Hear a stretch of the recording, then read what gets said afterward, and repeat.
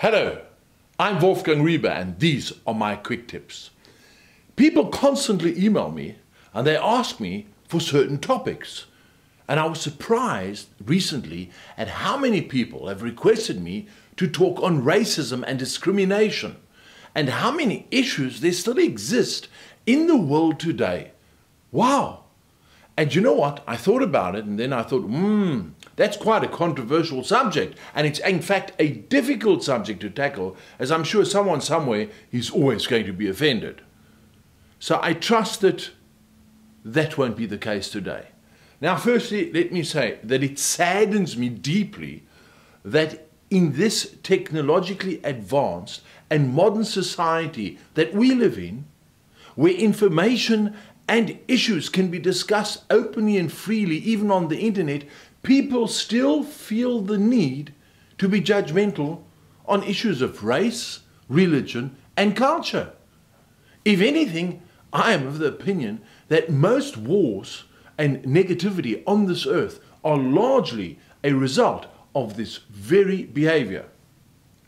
Now, without sounding too naive, I hope my small little input here helps towards a more positive shift of tolerance for everyone out there. Now, as you know, I enjoy sharing personal stories, and I believe people relate better and connect on a more emotional level when one does this, because it's personal and these experiences are similar to what others have out there, and one can learn and ponder and hopefully shift one's own perceptions when seeing that there are other people similar to you. Now, my situation is kind of unique.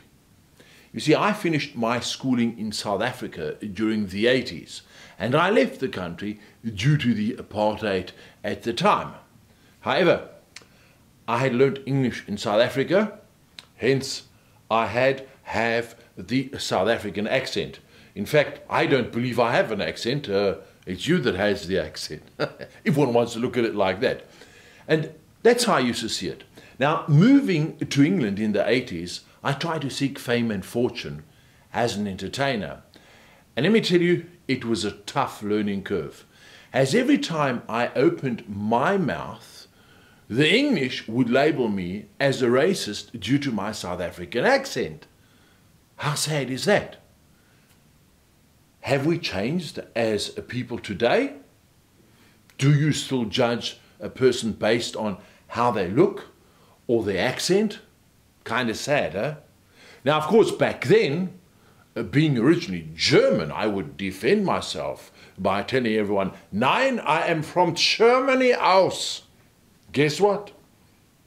They hated me more. Those were really tough times. I got it from all angles. In fact, I had to go for elocution lessons and I had to learn to speak a proper English and adapt very fast and become a bit thick-skinned as well, and not let people's false perceptions bring me down. Now, that wasn't easy, but it was a time that I personally understood and related to the meaning of what it was like to be picked upon merely by how you spoke and where you came from. In later years, in the early 1990s, I worked on cruise liners as an entertainer. And that was quite an experience. And I'll never forget the first time we docked in Barbados, where the officials actually locked my wife in her cabin and forbade her to leave the cabin, not just the ship, the cabin, merely because she had a South African passport. Interestingly enough, the same thing happened to her in Morocco. By the way, when I had met my wife in the 80s in South Africa, she was a nurse and she worked in all the poor areas, delivering babies for everyone of every race and every color. In fact, when we lived down there, we were kind of the black sheep, as our social circle included friends from all the races. Now back to the ship story. Simply because of the nationality of her passport, she was discriminated against. Myself, being German, I had a huge problem with this. And I wanted to take on the officials and the cruise line and everybody. But the cruise line threatened to fire me if I would cause an incident. And that is once again when the sad truth about hatred and discrimination sunk in really deep. Of course, many of my black friends laughed at me. They were like, what, racism? There can't be racism towards a white, a Caucasian person. It's always the other way around. Go figure. I'm still trying to get an answer how that works. You see, in my opinion, if you are discriminating in any way towards any other person out there, surely that's discrimination, no matter who they are, what color, what race, what religion. If you judge someone else simply because they are different to you, then you're discriminating. Bottom line, no argument. If anything, life has taught me that not one of us can afford to be judgmental towards another human being out there, especially when we don't even know who they are. Simply by looking at a stranger standing in front of us or on television and passing judgment without knowing anything about that individual, come on, that makes you a total hypocrite. That's just plain naive. The worst for me is that in many religions, the Holy Scriptures actually mention that one should never ever judge, yet many of the biggest hypocrites I've come across in my life stem from these very institutions. Here's the deal. Every country, every religion, and every race, and every culture has good and bad people in it. Luckily, the majority are good. However, why is it that we as humans let a few rotten apples amongst a certain group of people judge everyone in that group as falling from the same tree? Come on. What gives any of us the right to do this? Look at all the political sagas around the world and the fighting that's going on. So someone is different to me. Big deal. If anything, this should intrigue me and make me want to learn more about that person rather than shun them away. Surely this makes sense. 2 years ago, I spoke in my 144th country. Guess what? I've laughed, I've cried, I've loved, and will still do so in the future with different people from different cultures throughout the world.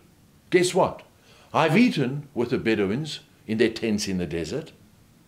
I've cried in shame with disabled friends at the way society treats them and tries to hide them away. I've stood up for my minority brothers when others have shamed them. In fact, I've held dying AIDS victims in my arms and comforted them while others have run away and looked down on them.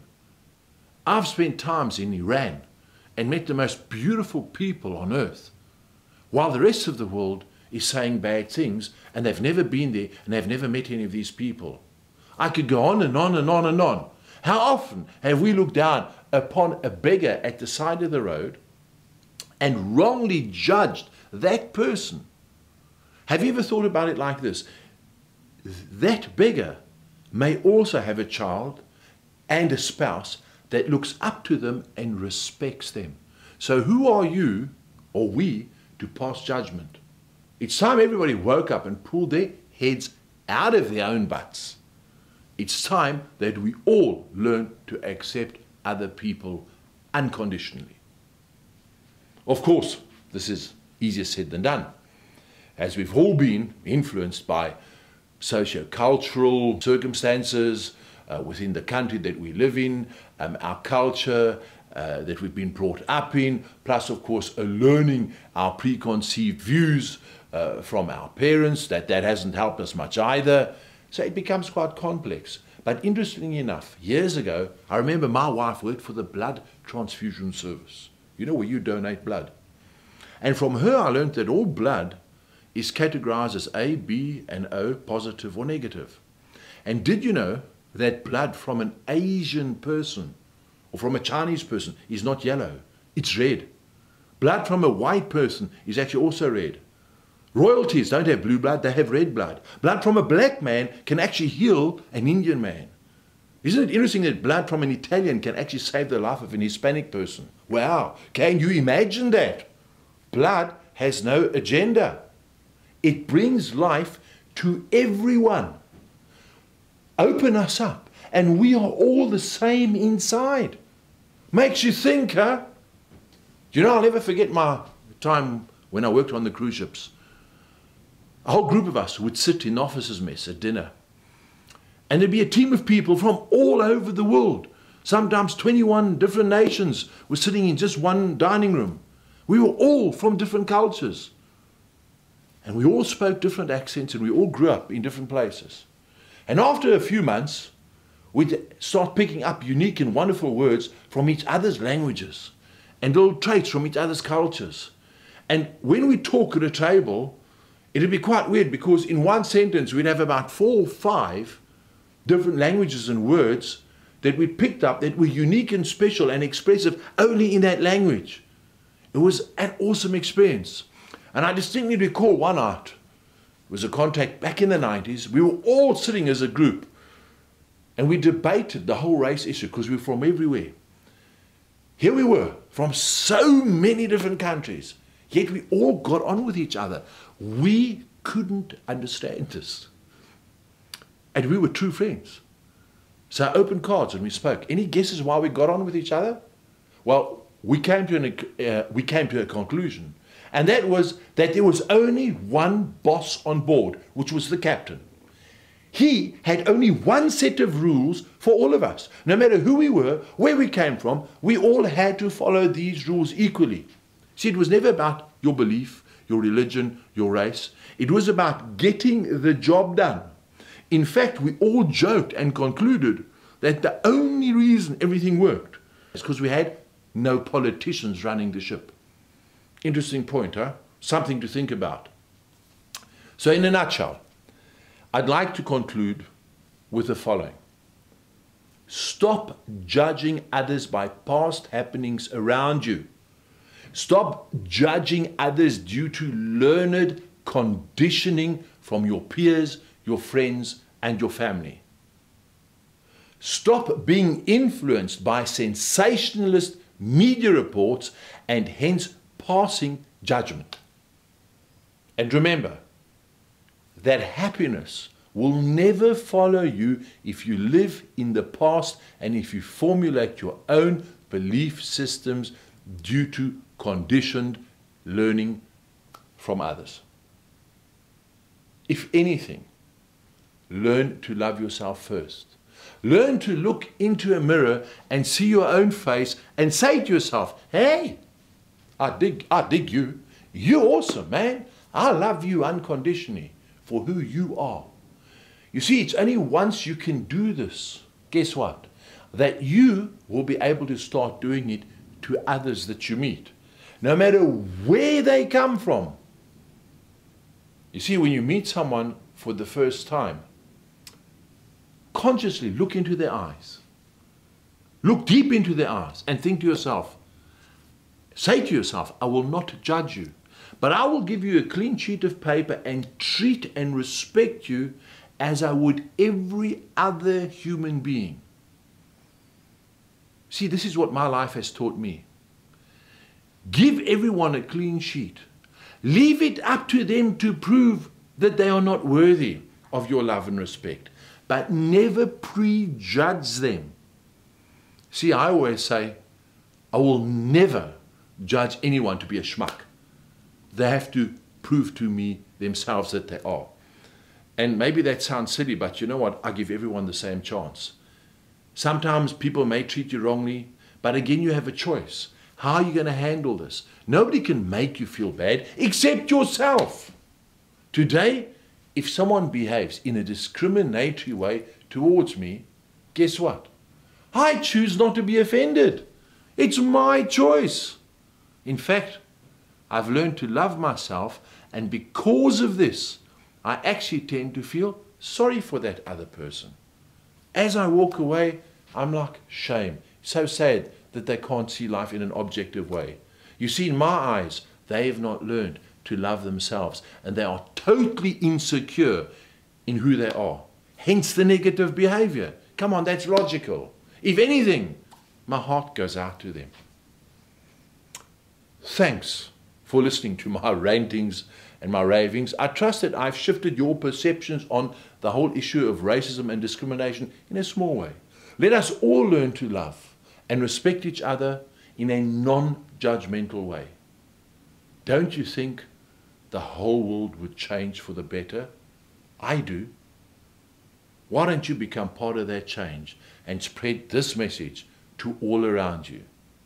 Let us all start this wheel turning to a more loving future for all. Thank you very much. From me, Wolfgang Riebe, until the next quick tip, bye.